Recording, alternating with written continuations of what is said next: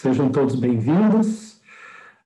Meus colegas me escutam, Guilherme, Leonardo, estão todos aí, então sejam todos muito bem-vindos. Eu sou Arthur Guitarrari, sócio e CEO da SM Data. Antes eu quero parabenizar a FIA por patrocinar este evento, webinar, que é super importante para a gente poder democratizar o conhecimento e essa troca de ideias. Então, parabéns à FIA, parabéns aí os nossos agradecimentos ao professor Isaac e ao professor Nivaldo, né? O objetivo de hoje, caros colegas, é falarmos sobre LGPD, gestão e governança de dados no e-commerce, e os desafios enfrentados pelo e-commerce, pelo mercado de e-commerce, diante da entrada em vigor da Lei Geral de Proteção de Dados. Antes de mais nada, eu quero compartilhar e mostrar com vocês um curso que está sendo promovido pela FIA. Deixa eu compartilhar aqui a minha tela com vocês.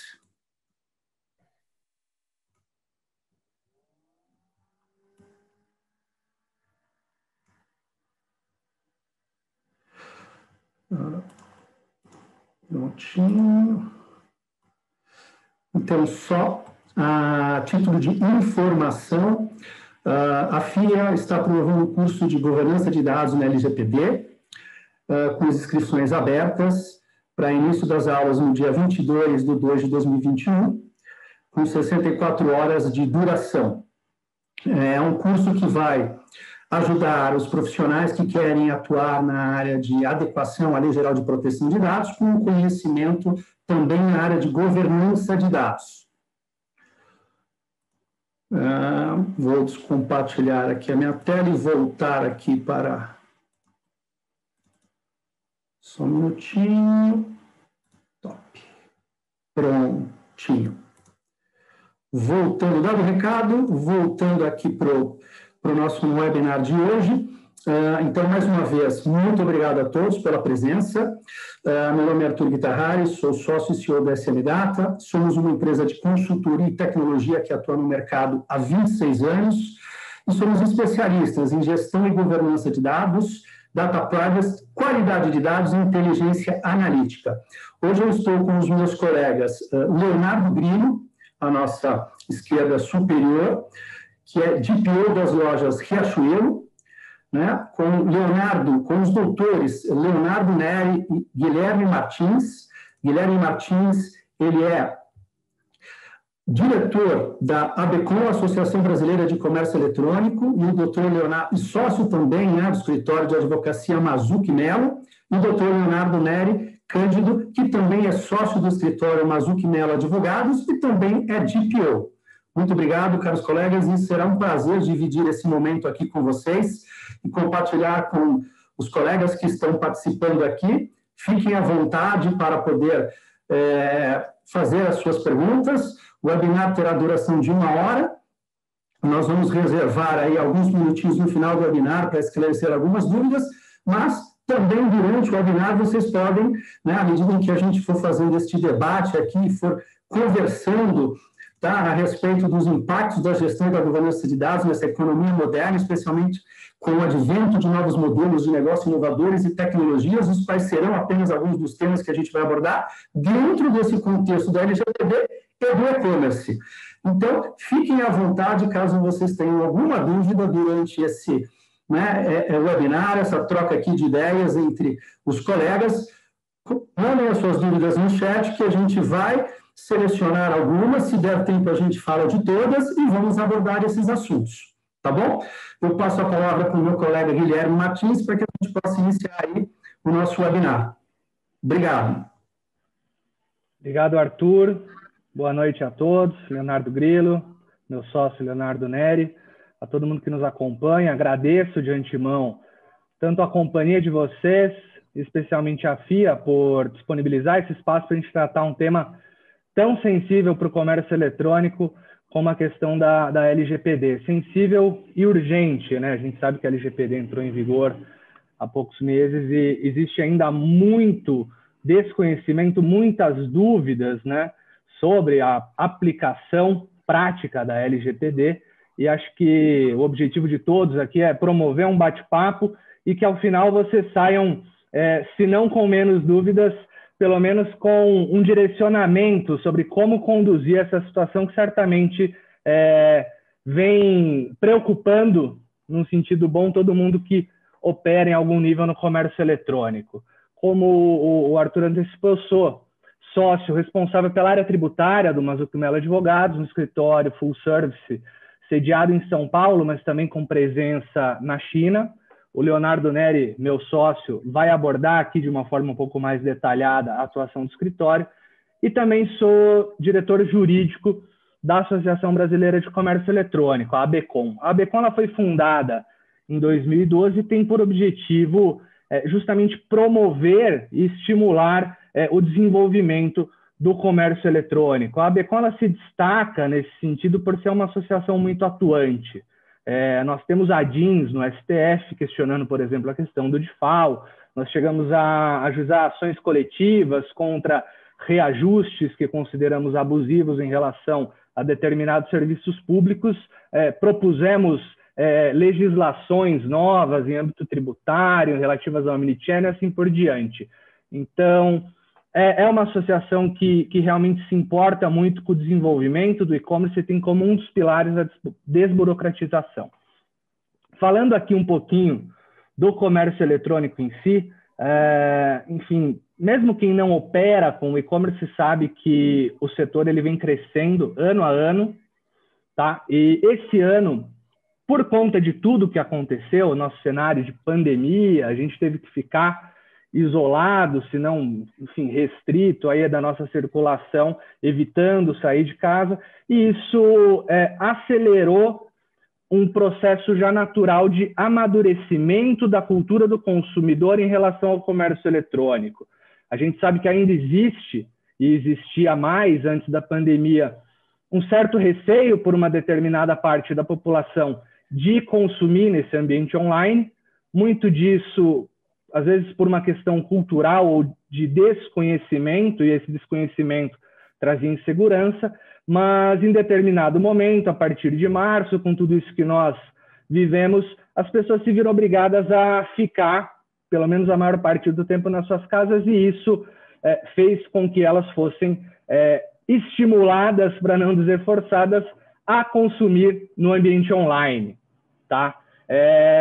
O crescimento que houve no e-commerce, ele consegue ilustrar muito bem isso que eu estou falando. No início do ano, a gente tinha uma projeção de crescimento de 18%, que já é um crescimento muito grande, né, comparados a outros setores, mas esse crescimento, pelo menos dos dados coletados até agosto desse ano, e essa coleta de dados foi feita pela ABECOM em parceria com o movimento Compre e Confie, ele estava num patamar de 65%. Então, a gente estava falando de um salto quantitativo muito expressivo, tá? Então, a gente saiu de um nível de faturamento 63 bilhões e atingiu 105 bilhões de reais em faturamento no comércio eletrônico somente durante os primeiros 8 meses do ano, tá?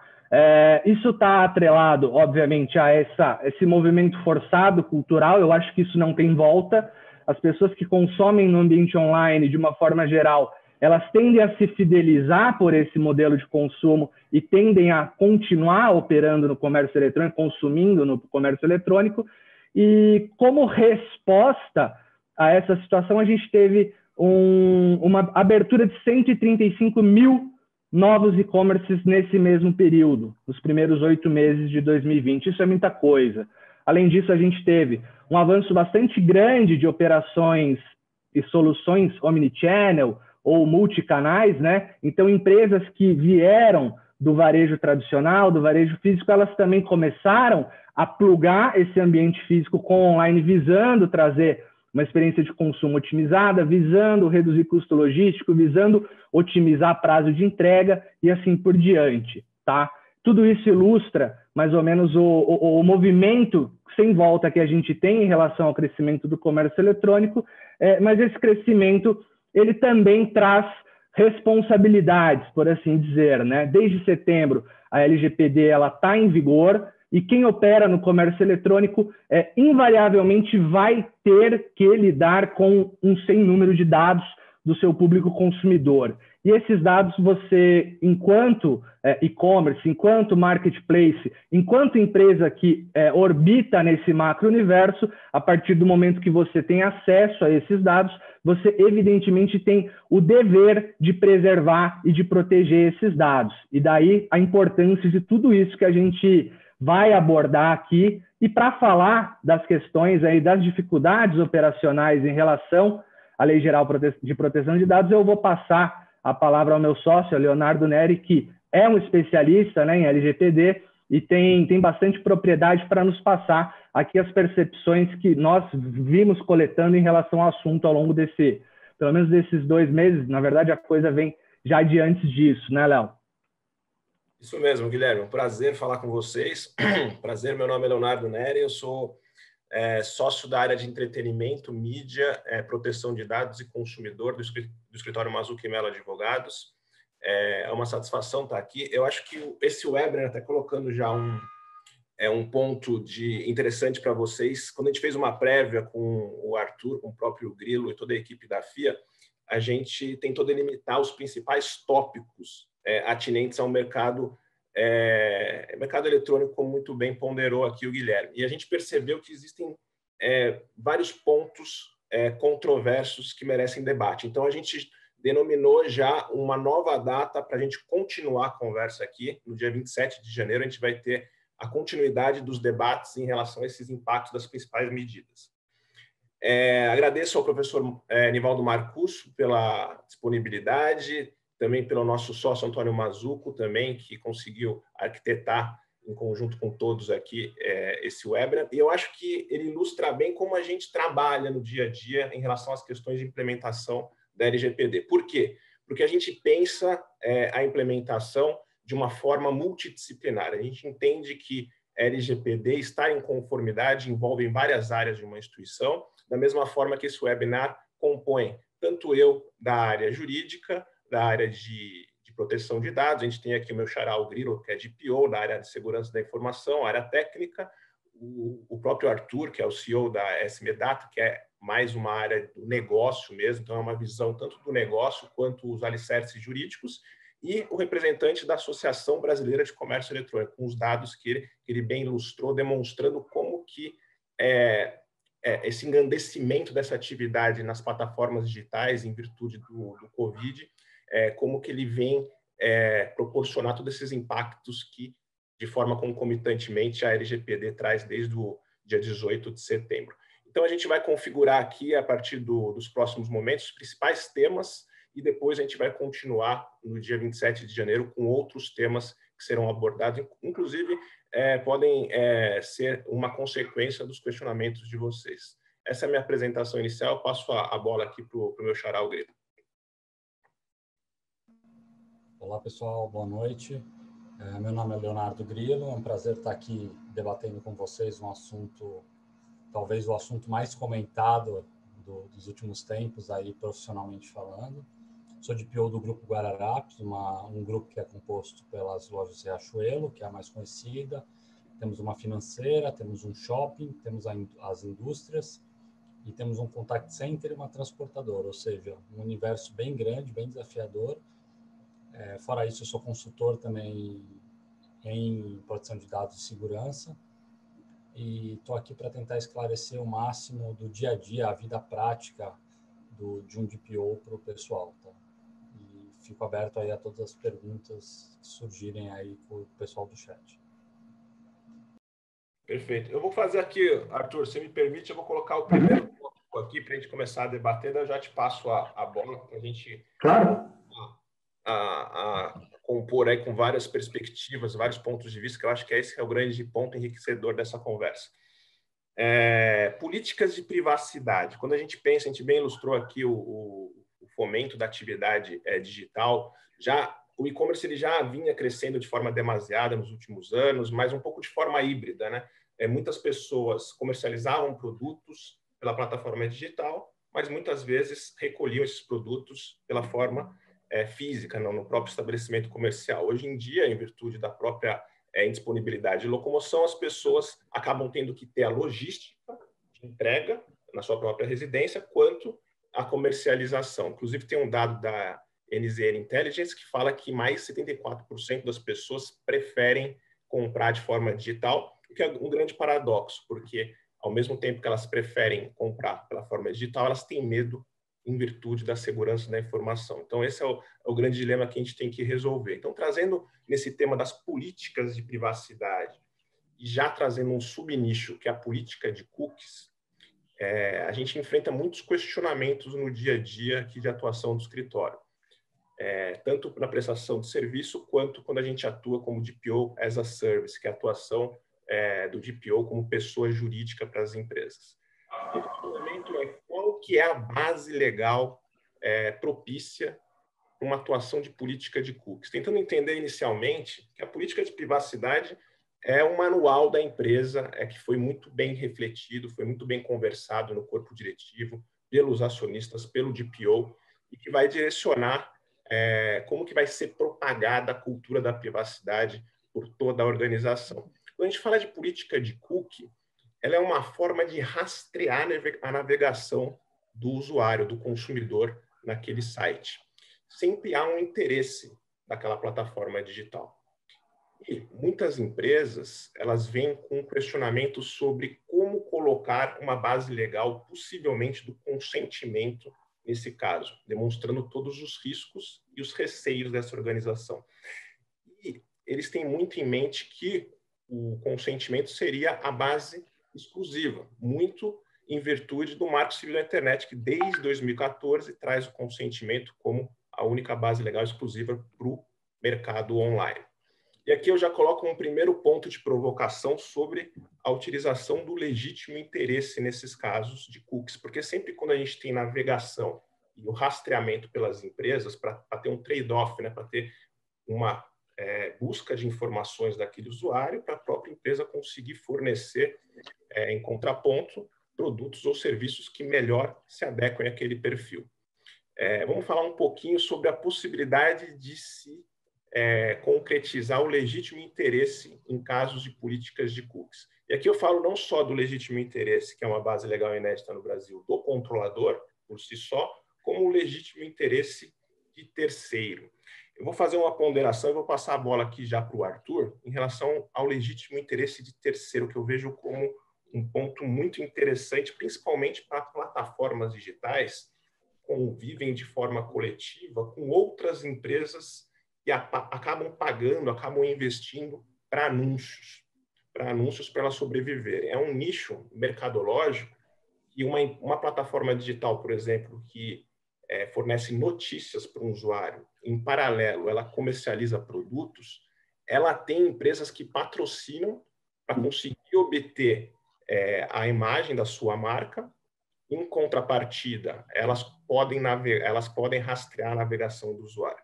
Por que o consentimento não caberia nesses casos? Porque o consentimento, da forma que é expressa na legislação, livre, inequívoco, expresso, ele não se exaure a partir do momento que um usuário começa a navegação nessa plataforma. Às vezes, mais de 10 empresas já estão rastreando. Então, não acaba acontecendo de forma simultânea. O legítimo interesse aí de terceiro, ele seria muito mais substanciado no próprio negócio, na própria operação mercadológica daquela empresa, fornecer informações para um público e ela subsistir por meio do patrocínio. Claro que com legítimo interesse deveria ter avisos de privacidade para que esses usuários tivessem conhecimento, mas não necessariamente a aceitação, o consentimento. O que você pensa disso, Arthur? O que você enxerga em relação à política? Muito boa a sua colocação, porque é um desafio, Leonardo. Principalmente porque um dos pontos da lei é com relação à transparência, né? Você ser transparente com o titular, né? Para qual finalidade que você está coletando aquele dado e com quem você vai compartilhar. Então, se uma empresa terceira que tem, como você mesmo colocou, o princípio, né? O propósito do negócio dela é te fornecer conteúdo para coletar os teus dados e comercializar os teus dados com empresas terceiras, né, para que possam te apresentar anúncios quando você estiver navegando em outros sites. Se se ela não informar a este titular do dado, né, com quem, né, ela compartilha, ou melhor, até deixar claro qual é o propósito do negócio dela, com quem ela compartilha, e não obter esse consentimento, tá? Eu não vejo um outro enquadramento jurídico que não o consentimento, tá?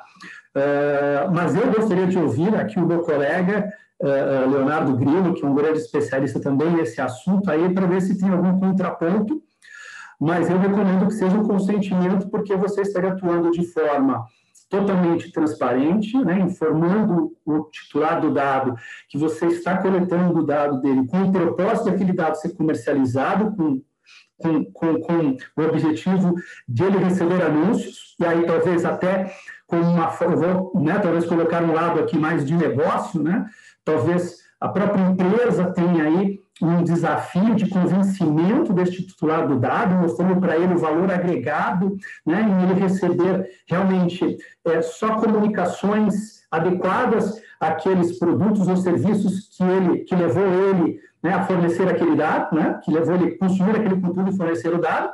E essa empresa também tem que ter um comprometimento que, uma vez que ela tem esse consentimento desse titular, que ela não compartilhe com outros terceiros, não somente aqueles com qual ela comunicou, com quem ela estará compartilhando ou com quem ela compartilha, né, para também não haja nenhum desvio de finalidade, que é outro princípio da lei, que é você coletar um dado com uma finalidade e usar para outra, né?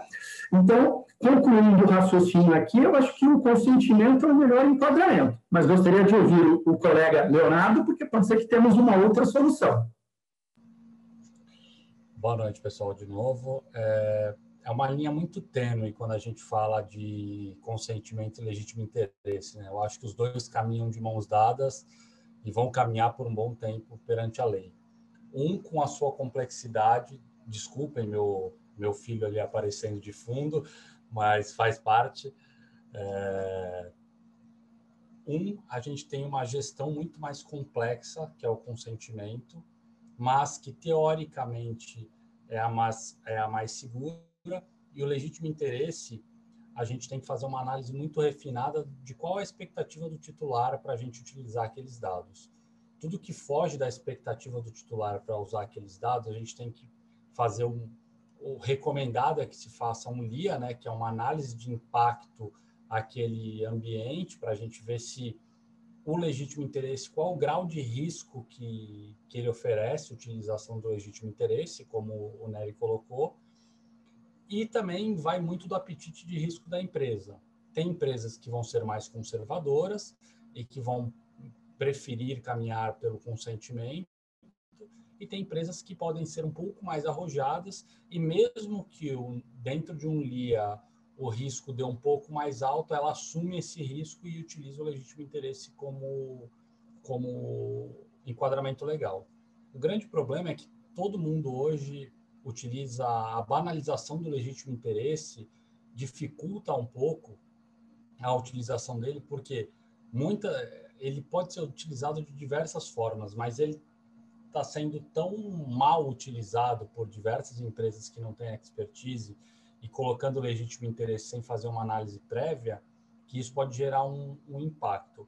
Mas eu parto do princípio, como o Arthur colocou, se há compartilhamento com terceiros, a minha base legal sempre tende a ser o consentimento, porque eu sou um pouco mais conservador, entendeu? Mas o legítimo interesse e o consentimento, tudo vai de acordo com a expectativa do titular dos dados.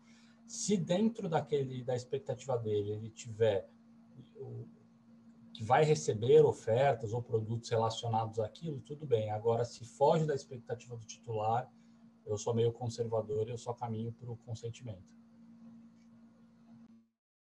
Bacana. É um ponto de vista interessante, porque o próprio legítimo interesse ele tem que ser visto de forma residual, né, na legislação. São 10 bases legais que a legislação acaba possibilitando. O legítimo interesse, apesar de ser inédita no Brasil, por isso que eu acho que o debate é bem proveitoso, ela vem do GDPR, mas tem essa parte conceitual que ela não é um cheque em branco, né, não pode ser utilizado por qualquer interesse exclusivo do controlador ou propriamente do terceiro. E sim, tem que ser feito esse trabalho prévio de análise de todas as bases legais, o enquadramento de cada uma, as possibilidades, em conjunto com muito bem pontuou o Grilo, com apetite de risco do próprio cliente, porque a decisão envolve essa tomada de risco, para sim tomar a decisão de inserir o legítimo interesse, no caso, se as outras bases legais forem totalmente inadequadas ou muito arriscadas. Um outro tema aqui muito importante, eu vou ponderar aqui já, em relação a banco de dados. A gente tem percebido na prática, já debati bastante com o Arthur esse tema, muitos clientes, quando a gente recebe no início de trabalho, a gente traz a formatação das fases de implementação e uma dúvida que sempre vem tudo bem, Léo, entendi e tal, a gente vai fazer o data mapping, o mapeamento de dados, vamos começar a descobrir como é a nossa realidade, o nosso contexto, vamos adequar, vamos estar em conformidade, vamos propagar essa cultura de que estar em conformidade não é só para obstar as multas, mas também para a gente criar ativos, para a gente conseguir enxergar todas as nossas potencialidades para conseguirmos inovar no nosso serviço, no nosso produto. Porém, nós não somos uma startup, nós não começamos agora. O que vem a partir desse momento para o passado? Como que a gente faz? A gente tem uma história e a gente tem um banco de dados com mais de 4 mil, com mais de 5 mil, com mais de 10 mil leads, com mais de 10 mil contatos, sejam clientes fidelizados, sejam potenciais clientes ou mesmo relações que já se findaram no passado. Como que eu vou estar em conformidade com todos esses contatos que a gente acaba trabalhando? Então, a gente vai falar de banco de dados, como fazer uma implementação, e normalmente os clientes querem de forma imediata, porque é o grande medo, né? É o grande calcanhar de Aquiles dos clientes, é a exposição de uma margem muito numerosa de dados em que, com a legislação já em vigor, eventual órgão regulador ou mesmo poder judiciário poderia já estar aplicando qualquer condenação ou mesmo uma investigação pelo Ministério Público. Em relação a banco de dados, eu vou fazer uma prévia aqui, vou passar a bola para o Arthur. O que a gente tem feito? A gente tem tentado segmentar para a gente entender, para não colocar tudo na mesma rede. Tentar entender quem são os clientes que ainda operacionalizam com essa organização, com esse nosso cliente, quem são os potenciais, porque seria uma prospecção, teria uma base específica que poderia ser o legítimo interesse, porque normalmente quando você prospecta alguém, você não necessariamente precisa ter consentimento ou colocar dentro de uma base legal em que haja uma anuência, uma ciência daquele ente que vai ser prospectado. Então, tem um interesse maior do próprio controlador, que é a subsistência do seu negócio, é conseguir faturar e prestar o seu serviço. Então, a gente normalmente segmenta em classes todos esses contatos, para a gente conseguir depois fazer uma subsegmentação dos tipos de dados. São dados sensíveis, são dados comuns, diretos, indiretos, para a gente conseguir criar uma estratégia de atuação, seja com avisos de privacidade constantes, até que a gente tenha uma resposta, seja com a elaboração de um relatório de impacto à proteção de dados, analisando os riscos, seja por meio de situações em que a gente oportunize o opt-in ou opt-out para o usuário, mas primeiro a gente tenta mapear todo esse banco de dados para depois a gente, de forma gradativa, avançarmos. O que você pensa sobre isso, Arthur? Como que vocês têm visto essa situação? Ana, nós temos encontrado diversas situações, tá? Até em contato, né, em conversas com outros colegas sobre os nossos clientes que nos questionam, como você mesmo colocou também, sobre o que fazer agora, né, com esse legado, né, com todo esse histórico acumulado ao longo desses anos todos. Em conversa com colegas, a gente escuta um pouco de tudo, desde, poxa, vou ter que pedir consentimento para todo mundo, não sai fazendo assim, porque algumas empresas na Europa fizeram e a resposta foi baixíssima, e aí, né, o que eu faço? Né? Se poucas pessoas respondem, aquelas que não responderam, o que eu entendo? Né? Eu não continuo uma comunicação com essas pessoas, uma interação, né? Mas depois de muito debate, né, muito entendimento ainda, porque tudo é novo, né? Pelo menos uma conclusão nossa aqui, uma opinião nossa, é que assim, se a empresa tem um lastro com esse cliente, né, então um e-commerce, né, que está ali, né, já um bom tempo estabelecido, ou que está começando e formando essa sua base de dados, mas que já está recebendo, né, demandas e pedidos dos seus clientes, né, naturalmente ali ela já está formando a base de dados, e aquele que já formou, né, vamos segmentar, vamos focar um pouquinho nesse que já formou essa base de dados, né? Imaginar uma empresa que tenha significativamente aí alguns milhões de clientes, né, mas será que ela se transaciona com todos esses clientes? Né? Então, a recomendação nossa é identificar qual a essência de compra que você tem com esse cliente, né? Qual o percentual deste universo de clientes que você se relaciona com frequência, né? Aquele cliente com quem você tem um lastro, né? Que ele frequentemente volta te fazendo um pedido, se relaciona com você interage com ele, né? Agora, qual é aquela parcela que eventualmente fez uma compra transacional? Ele não é um cliente que se relaciona contigo frequentemente, ele é somente transacional, né? E ele comprou uma vez e você vai olhar a essência dele da compra, vai fazer 3 anos que ele não compra contigo. Então, aqui a gente tem 2 universos, podemos até ter um terceiro, mas o que a gente recomenda, né? E como o colega Leonardo Grilo comentou, depende também do risco que a empresa quer assumir, né? Do apetite de risco. Você pode ter uma estratégia de estabelecer uma primeira comunicação a partir do marco zero, quando a lei entrou em vigor, e fazer uma comunicação com todos, né? Essa pode ser uma estratégia. Ali você, claro, coloca nessa comunicação, né? Imagina aqui que seja uma comunicação online, por ser um e-commerce, né? Ou um post, ou né? Um outro, né? Comunicação digital, onde você comunica esse cliente, né? De que agora existe uma lei de privacidade, né? Pede para ele ali o opt-in, né? E dá para ele também a opção dele ter o opt-out, né? Dele revogar, né? Vamos dizer assim, esse consentimento que ele te deu antes de entrar na lei em vigor, né? É uma alternativa. E você acatar, né? Para aquele que, de repente, né, teve só uma relação transacional com a empresa e entende que não faz mais sentido, né, continuar recebendo uma comunicação ou os produtos daquela empresa não faz mais sentido para o momento de vida daquele titular, ele tem esse direito de dizer, olha, eu não quero mais continuar recebendo uma comunicação sua. Né? Você vai ter um grupo que provavelmente não vai, às vezes, responder, porque, né, muitas vezes o e-mail não está ativo, ou a caixa postal está cheia, ou ele recebe e não dá devida atenção ao assunto e não te responde. Né? Você aí internamente pode tomar uma decisão de continuar uma comunicação com este cliente, por uma vez que você pode até usar aí, né? Depois eu quero ouvir o colega Grilo, né? Um enquadramento do legítimo interesse, né? Alegando de que, já que esse cliente teve, né, uma predisposição em fazer uma compra contigo, ele tem interesse em continuar recebendo uma comunicação sua. Então, você pode ter esse tipo de enquadramento, como você pode adotar uma estratégia, não, eu vou só comunicar com aqueles que têm compras ou que fazem compras frequentes comigo, né? Então, para esses, eu vou enviar um comunicado, uma comunicação, e para os demais, eu, né, vou adotar, né, uma outra estratégia, como, por exemplo, né, vou apagar esses dados, vou eliminar esses dados, porque eu entendo que faz muito tempo que eu não me relaciono com esses clientes, né? E não faz sentido eu mantê-los comigo, já que ele não é um cliente frequente.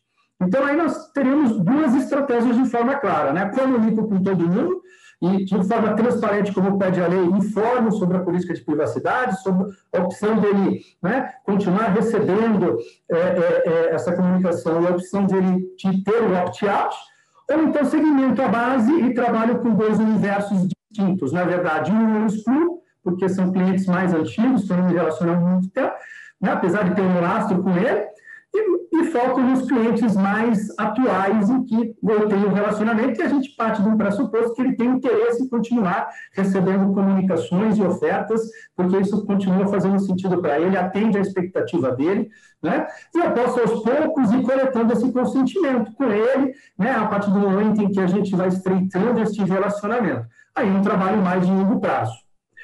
Grilo, qual que é a tua opinião sobre esse assunto polêmico? Esse assunto é bem polêmico, mas vamos tentar desmistificar aqui com o meu ponto de vista. Como o Arthur colocou, eu acho que ele colocou uns pontos bem interessantes. Claro que a forma do consentimento é uma forma de ser trabalhada.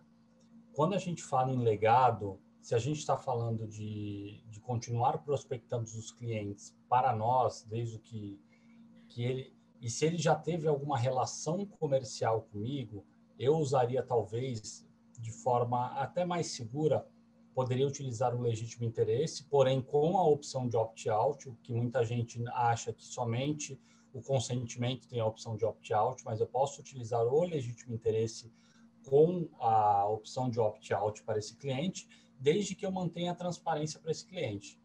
Então, eu tenho que notificar, deixar transparente que alguma ação será feita com esses dados e utilizaria o legítimo interesse com a opção de opt-out. Agora, se eu utilizar essa base, como é comumente feito isso, eu utilizar uma minha base legado para compartilhar com um terceiro, aí, como eu falei na primeira fala, eu sou muito conservador. Compartilhamento com dados em terceiro, para mim, é o consentimento. Agora, se for para utilização própria, eu utilizaria o legítimo interesse com uma opção de opt-out, e o compartilhamento, principalmente depois das multas que nós vimos no Brasil, né? Principalmente o caso mais famoso, que foi o primeiro caso, não vamos citar nomes de empresas aqui, mas foi justamente o compartilhamento de dados sem anuência do cliente. E na minha visão, eu não sei se na posição de DPO daquela empresa, se eu também não colocaria em legítimo interesse, porque teoricamente estava na expectativa do cliente, ao comprar um apartamento, receber uma oferta de um produto de mobiliário, por exemplo, ou de armários planejados. Talvez, na minha visão como DPO naquela época, eu conseguiria enquadrar também em legítimo interesse.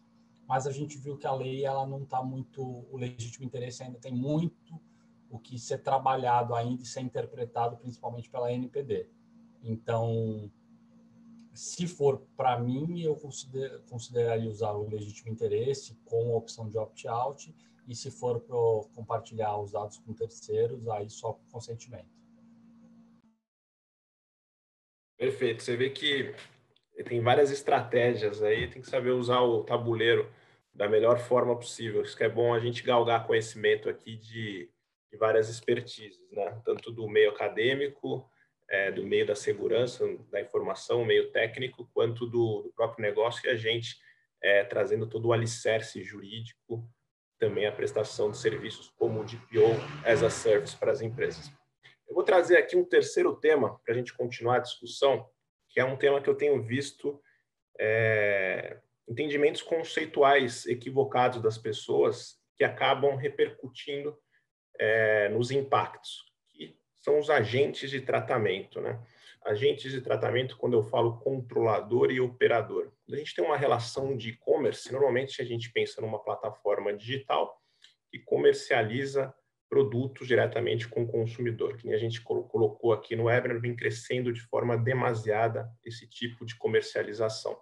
No entanto, na cadeia produtiva do e-commerce, existem empresas que fazem um papel específico dentro desse processo. Por exemplo, quando você comercializa um produto, existem empresas que acabam fazendo a entrega desse produto, ou mesmo empresas especializadas no pagamento, apenas no pagamento daquele produto, para que se consiga escalonar de forma avolumada, né, de forma célere, e passa com que o usuário seja bem atendido e, consequentemente, todos os envolvidos acabem lucrando. Só que quando a gente pensa em compartilhamento de dados, que é o grande trunfo que a LGPD veio regular, dentro desse compartilhamento de dados, muitas vezes que na prática a gente tem visto no nosso escritório, no Mazzucchi Mello Advogados, nos próprios associados da Associação Brasileira de Comércio Eletrônico, que as empresas acabam sempre se isentando de responsabilidade e tentando outorgar a culpa ou o próprio dolo, a responsabilidade para a empresa controladora. O que seria a empresa controladora e operadora?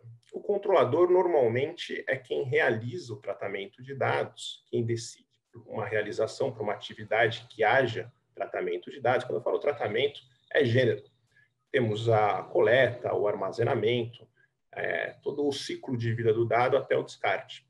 Então, o controlador, ele realiza aquela operação em nome próprio, em benefício próprio. Mas quem acaba operacionalizando, processando aquele tratamento, muitas vezes são empresas terceiras, que a gente denomina como empresas operadoras, que no caso do exemplo seriam essas empresas de pagamentos, por exemplo.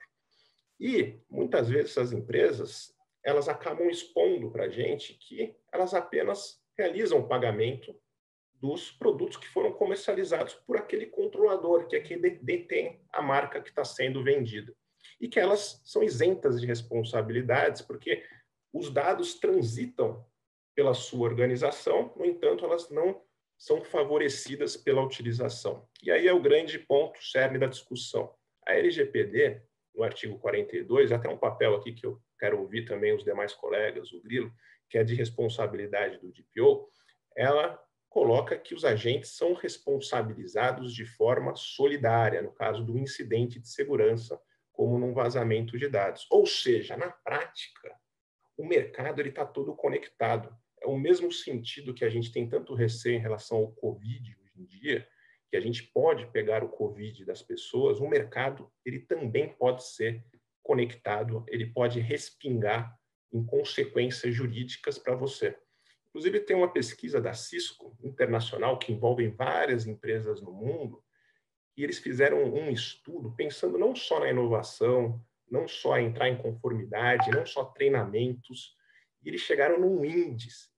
E mais de 82% das empresas, hoje em dia, utilizam-se a privacidade não como recomendação, mas como um sentido obrigatório na contratação de parceiros, de outras empresas.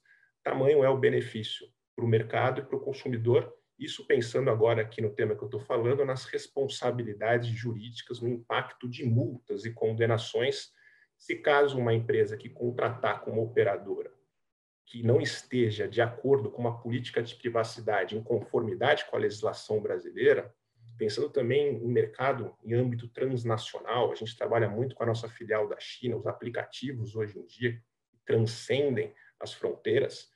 Se você não tiver uma política de privacidade, uma gestão de terceiros por parte do DPO dessas outras empresas que estejam em adequação com o que está em conformidade com a LGPD, elas podem responder. Então, eu coloquei aqui um panorama macro e eu gostaria de entender de vocês o que vocês têm sentido na prática, se vocês têm recebido esses questionamentos. Inclusive, a gente tem que explicar os motivos que eles podem ser responsabilizados, porque eles entendem que a atuação deles são restritas, mas a gente demonstra que eles precisam mostrar que eles atuaram com prudência ao efetuar a gestão de terceiros, ao contratar com outras empresas, para conseguir se eximir de eventual responsabilidade pela Autoridade Nacional de Proteção de Dados ou, eventualmente, por órgãos jurisdicionais. O que vocês pensam a respeito desse tema? Fica à disposição aí, Arthur ou Grilo, quem quiser começar. Vamos lá. Começar por aqui antes de passar a palavra para o Arthur. Eu acho que a gestão de terceiros ela é fundamental, né? Porque não adianta, aquele velho ditado, não adianta a gente fechar a porta e deixar a janela aberta, né? Então, a gente tem que garantir que quem está tratando nossos dados, quem são nossos operadores, né? Eles estejam minimamente adequados também à LGPD. E o que são esses minimamente adequados? É ter uma política de privacidade adequada, é ter uma política de gestão de incidente adequado, um plano de gestão de incidente adequado e minimamente um plano de atendimento aos titulares adequados. Porque quando um titular ele vai fazer uma solicitação para nós, a gente tem que garantir uma solicitação de exclusão, por exemplo. A gente tem que garantir que todos os nossos operadores excluam também os dados desse terceiro, porque em caso de vazamento isso pode gerar um problema gigantesco. Então, como que a gente garante esses canais? A gente tem que ter minimamente essa segurança para fazer essa roda girar, vamos dizer assim, né? Então, talvez como eu sempre coloco como alguns principais pilares, né, que é mapeamento, plano de resposta a incidente, atendimento aos titulares, como os 3 principais pilares de adequação, eu colocaria assim também hoje, como você bem colocou, como tudo está conectado, gestão de terceiros, porque não adianta a gente estar completamente estruturado, ter um nível de maturidade altíssimo em relação à privacidade e proteção de dados, se a gente contrata uma empresa que não é bem avaliada no mercado. E por isso que é muito importante um questionário para você entender e antes de contratar, ter a atuação do escritório de privacidade, assim como tem, e é comum que a gente tenha a atuação do time de segurança da informação para verificar questões de segurança, o escritório de privacidade começar a ter essa mesma importância.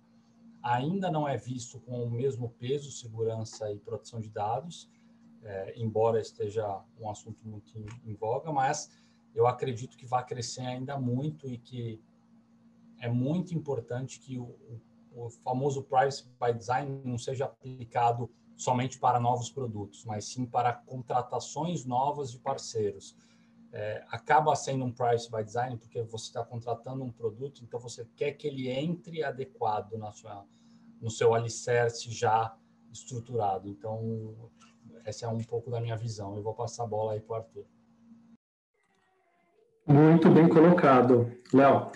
Essa é uma grande preocupação, acho que de qualquer empresa, até porque a gente já ouviu casos na Europa, onde uma grande empresa que fez um contrato com uma startup e foi por meio deste aplicativo desta startup que houve um vazamento de dados e que gerou uma multa para essa empresa, né? Então, a gente tem clientes que têm realmente essa preocupação e faz todo sentido, né? Porque muitas vezes a gente está falando de dados pessoais e quando são dados sensíveis que transitam com terceiros, tem ainda um risco maior. Então, tem uma preocupação maior, muito bem como o colega Leonardo comentou, é super importante ter essa gestão de terceiros no sentido de você se certificar se esse terceiro já está adequado ao LGPD, ou se ele está em adequação, em processo de adequação, se ele já tem um DPO nomeado, né?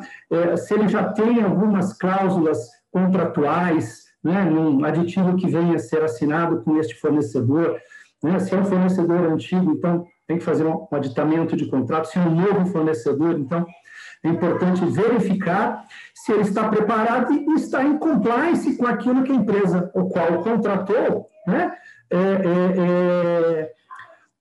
Se está aderente à expectativa da empresa que está contratando. Então, é importante ter um checklist, né, com algumas questões sobre confidencialidade, sobre questões de eliminação e devolução desses dados, ou seja, se esse contrato termina, como é que fica?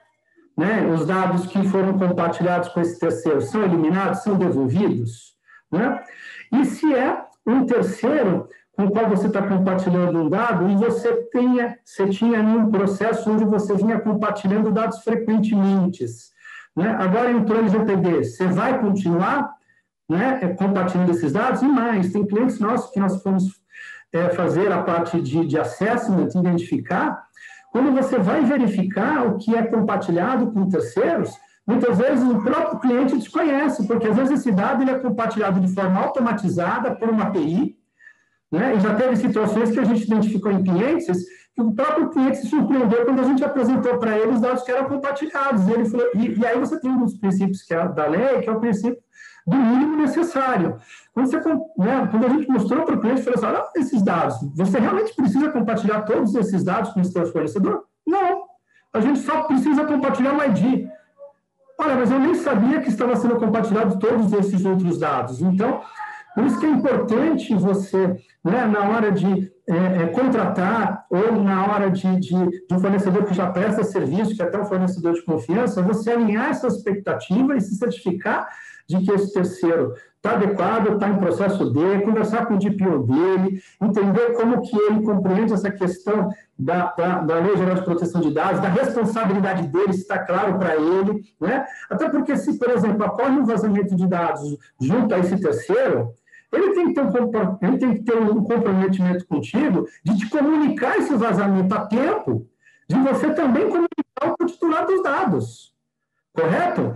Né? Porque ele está fazendo, né? Ele está trabalhando, está sendo um operador, ele está, né, prestando um serviço para você, tem que ter acesso aos dados, tudo bem, mas você tem que combinar muito bem a regra do jogo. Então, isso é importante, né? Para que as coisas não fiquem soltas e depois acontece uma situação onde pode haver um vazamento de dados, onde você tem né? Não só uma questão de penalidade, mas você tem uma questão de reputação de marca, que é uma marca exposta na mídia, aí você tem a perda de confiança desse titular de dado, que a gente sabe que hoje a adequação à LGPD também é um diferencial competitivo para o mercado. Então, eu acho que é importante você ter um checklist, né, conversar com o teu prestador de serviço, né, assinar um aditivo ali contratual que fique claro, e, se necessário, né, em algum momento você até solicitar evidências dessa adequação.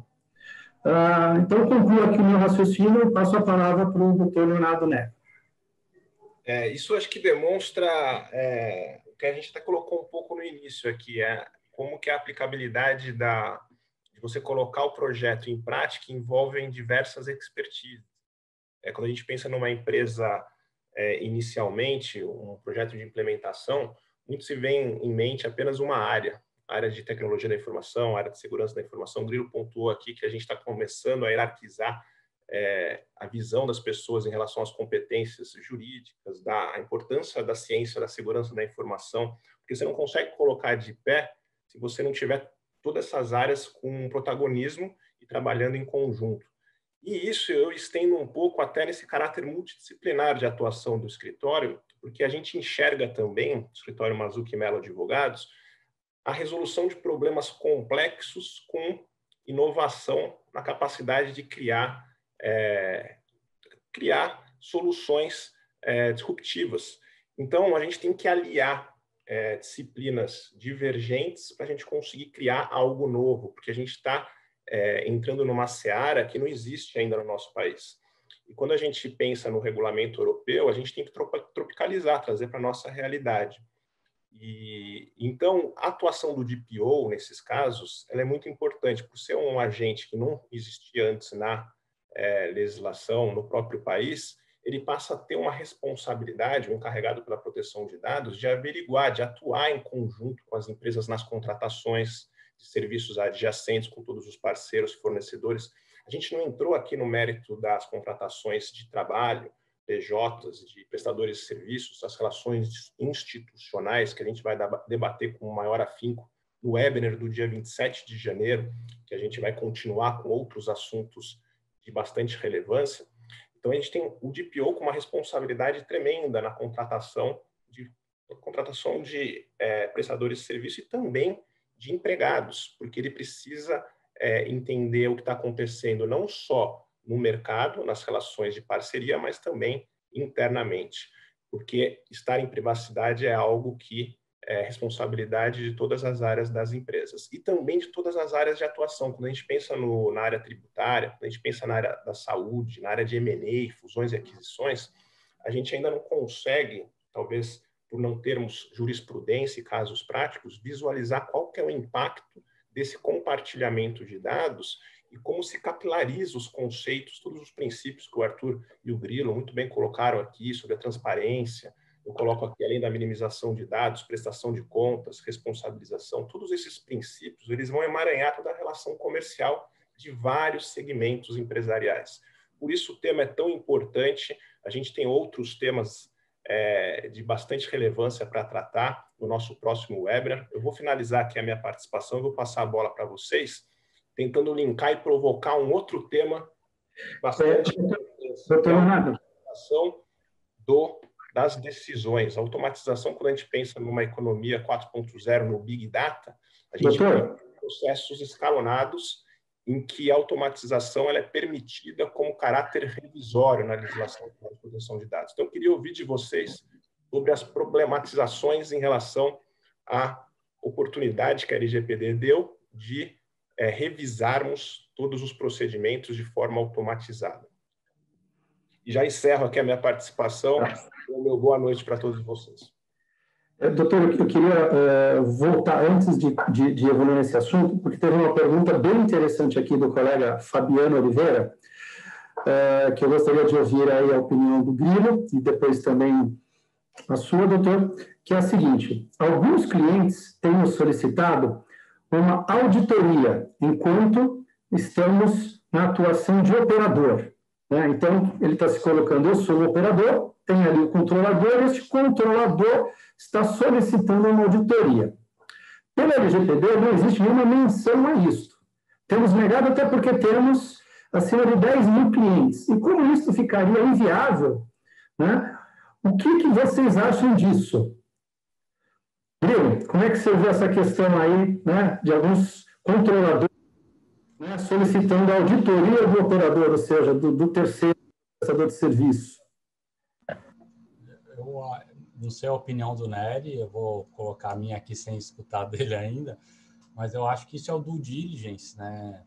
Que inclusive a gente acabou esquecendo de falar. Eu acho isso super normal e que as empresas estejam preparadas, porque é normal, porque eles têm que, de alguma forma, garantir, dependendo do tamanho da operação e do volume de dados que você trafega, é importante que, como você falou de evidências, muitas vezes a evidência não é necessária, a gente tem que chegar realmente a fazer um due diligence e levantar por nós mesmos, tirarmos as nossas provas por isso, entendeu? Então, uma visão bem curta até para deixar o Nery falar um pouco e para a gente não estourar o tempo. Passo a palavra para você, Nery. Eu acho que é isso mesmo, viu, Grilo? É procedimental, é toda essa operação de apoio, de auditoria e, na verdade, eu vejo como essencial para conseguir repercutir num trabalho que esteja muito bem mapeado, né? Porque eu sempre falo que o mapeamento é um trabalho maçante, mas é ali que vai respingar todas as obscuridades, né? Ou todos os ruídos que o programa de governança vai acabar expondo num futuro. Então, o mapeamento, quanto mais ele for legítimo, quanto mais ele for verossímil por meio dessas operacionalizações, que todo esse mercado de apoio, os escritórios de advocacia, a gente faz isso bastante nas operações, tanto para controladores quanto para operadores, é essencial para conseguir visualizar. Seria do diligence mesmo, Grilo. Eu tinha feito eu não tinha visto esse questionamento, Arthur, até me desculpa. Eu tinha feito já uma provocação sobre a automatização das decisões, porque eu estava seguindo aqui o cronograma rígido da FIA de a gente tentar fazer 1 hora para a gente seguir nas próximas. Mas fica à vontade para vocês concluírem aí, vão tomar a palavra de vocês. Eu só queria fazer uma conclusão aqui para o colega Fabiano de Oliveira, que eu acho que com certeza algumas empresas aí, prestadoras de serviço, vão sofrer uma due diligence, como o colega Leonardo comentou, até porque se essa empresa é uma empresa que representa uma importância para aquele controlador, ou seja, né, o serviço que aquele controlador terceiriza com o operador é de extrema relevância para o negócio dele, ou é um serviço por onde circula a maior parte dos clientes, ou na totalidade, né, os dados transacionam pela operação desse operador, pode ser que ali existe, né, um maior risco, né, de incidência. E aí, realmente, aqueles, né, provavelmente vão ter alguns aí fornecedores, alguns operadores que serão elegíveis para essa due diligence, fazendo que, quem sabe, a sua empresa pode ser uma delas. Por outro lado, sofrendo uma auditoria como essa, você vai estar, né, e passando por ela, né, por essa due diligence, você vai estar, né, quase que vamos a certificado, né, pode não ter uma certificação aí em relação ao LGPD, mas você vai passar toda uma confiança e segurança para os seus clientes, né? Então, vale a pena avaliar aí, né, e conversar com o cliente, de repente, né, chegar num acordo e, né, possibilitar essa due diligence. Pessoal, esse assunto aqui, né, é super prazeroso, ainda mais com pessoas assim como vocês, que discorrem, né, do tema com tamanho conhecimento e profundidade. A gente poderia ficar horas aqui, mas vocês sabem que a gente tem um prazo a ser cumprido, né? Gostaria de saber se tem mais algum colega que tenha mais alguma dúvida. Fiquem à vontade, eu sei que é um tema extremamente amplo, complexo, novo, né? Então as dúvidas podem surgir, tá? Não sei se também, a gente não vai ter tempo para poder discorrer da questão da automação, mas é um assunto muito interessante, eu gosto muito de falar sobre isso, né? Porque o próprio titular, ele tem o direito, né, de saber aí... sorriso aí que você gosta.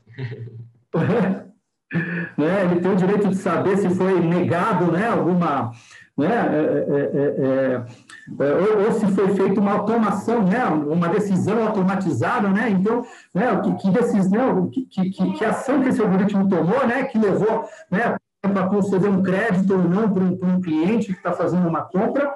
Acho que é um assunto muito interessante para o nosso webinar, mas já está no nosso horário, então eu só tenho que agradecer mais uma vez a FIA, né?